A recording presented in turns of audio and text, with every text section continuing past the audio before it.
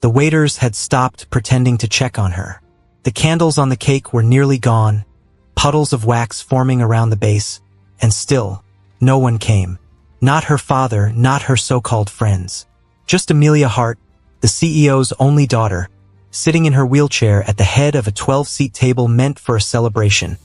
That clearly wasn't happening.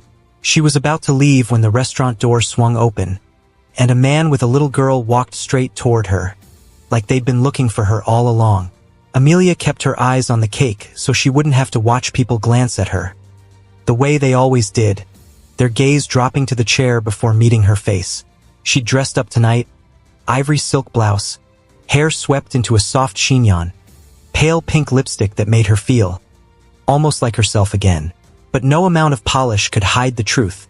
2 years after the crash, she still wasn't walking back into her old life. Her father's assistant had said this dinner would be special. What she didn't say was that special meant alone in a room full of strangers. Then came the sound, a light tap of small shoes on the hardwood, followed by heavier, measured steps. Amelia looked up. The man was tall, broad, wearing a dark Henley with the sleeves pushed up, his forearms tanned and strong. He didn't look like someone who belonged in this polished, expensive place, and yet there was something about him that made him stand out even more. Beside him, a girl of maybe 7 gripped his hand and scanned the room with open curiosity. The little girl stopped when she reached Amelia's table. "Are you all by yourself?" Amelia's lips parted, startled. I guess I am."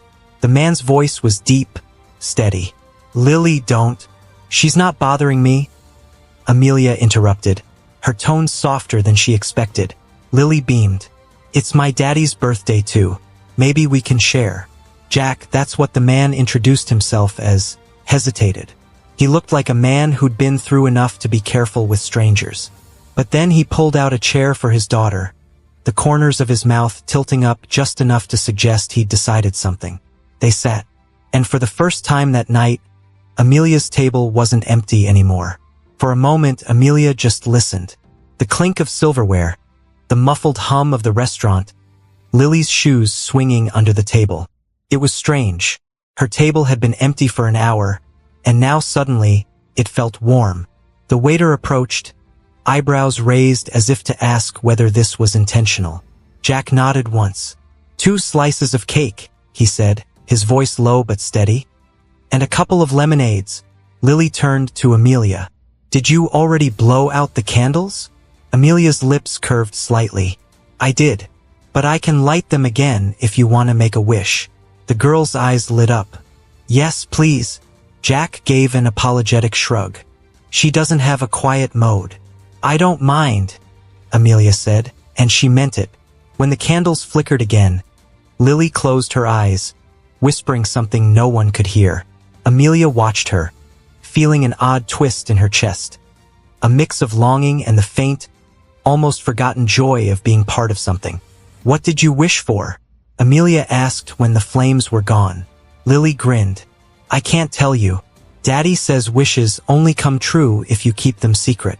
Jack smirked faintly, glancing down at his lemonade. "That's one of the few rules I actually stick to." Amelia tilted her head. "You don't like rules?" "Some rules keep you safe," he said. "Others just keep you trapped." Something in his tone made her curious, but before she could ask more, Lily was rearranging the cake slices so they touched. "Now it's one big cake," she declared proudly. Amelia laughed, soft and genuine. The kind of laugh she hadn't heard from herself in months. "So," Jack said after a beat, "were you waiting for someone tonight?" Her fork hovered midair. "I was, but I guess they had other priorities." His eyes met hers, not pitying, just understanding. "Happens more often than people admit." Amelia glanced at him, wondering what stories sat behind that line. There was a weight in his voice that didn't belong to casual conversation. "Come to the park with us tomorrow," Lily said suddenly. "We're feeding the ducks." Amelia opened her mouth to say no. The park wasn't a place she went anymore, but something about Lily's hopeful face stopped her.